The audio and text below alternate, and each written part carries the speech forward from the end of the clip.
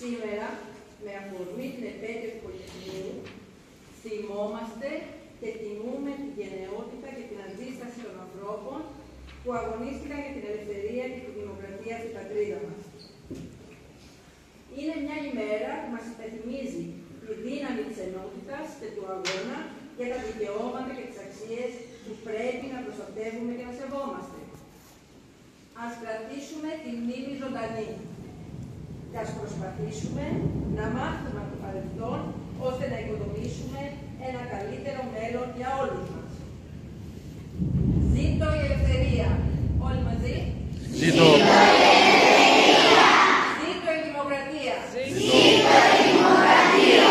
Και τώρα θα δώσω τον λόγο σε εσάς, παιδιά, και είμαι πολύ σίγουρη ότι θα μας συγκινήσετε για μια ακόμα φορά. Συγχαρητήρια στους εξαιρετικούς που έλαβαν αυτή την δράση, την κυρία Βέτη, την κυρία Μαρία, τον κύριο Παντελή, και θα τους παρακολουθήσουμε με πολύ μεγάλη προσοχή.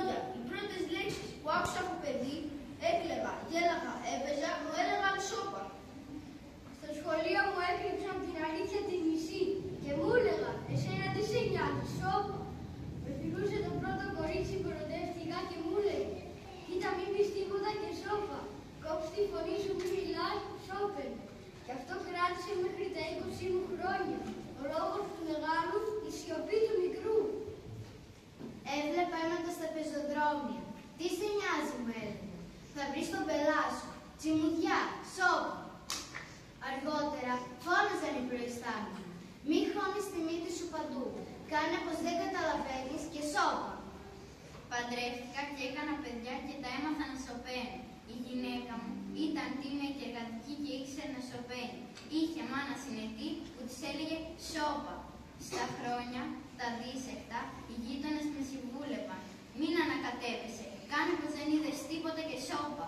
Μπορεί να μην είχαμε με δάφτης γνωριμία ζηλευτή, μας ένωνε όμως το σώπα. Σώπα ο ένας, σώπα ο άλλος, σώπα η πάνω, σώπα η κάτω. Σώπα όλη η πολυκατοικία και όλο το τετράγωνο. Σώπα οι δρόμοι κάθετοι και οι δρόμοι παράλληλοι. Κατάκια με τη γλώσσα μας. Στόμα έχουμε και μιλιά δεν έχουμε. Φτιάξαμε και το σύλλογο του σώπα και μαζευτήκαμε πολύ. Μια πολιτεία ολόκληρη. Μια δήμη μεγάλη, αλλά λογική. Πετύχαμε πολλά και φτάσαμε ψηλά. Μας δώσαν και παράσημα. Και όλα πολύ εύκολα, μόνο με το σώπα. Μεγάλη τέχνη αυτή το σώπα. Μάθε το στα παιδιά σου, στη γυναίκα σου και στην πεθερά σου. Και αν έχει ανάγκη να μιλήσεις, ξερίωσε τη γλώσσα και κάνε να σοβάσει. Κόψε τη σύνησα, πέτυψε σκυλιά. Το μόνο άχρηστο όργανο από τη στιγμή που δεν μεταχειρίζει σωστά. Δεν θα ντρέψει τα παιδιά σου. Και θα γλιτώσει από το βραχνά. Να μιλάς χωρίς να μιλάς. Και να λες, έχετε δίκιο, είμαι με εσάς. Αχ, πως θα ήθελα να μιλήσω επιπόλως. Και δεν μιλάς, θα γίνεις παφλακάς, θα σαλιαρίζει να μιλάς. Κόψε τη γλώσσα σου, κόψε την αμέσως. Δεν έχεις περιθώρια. Γίνε μουγκός.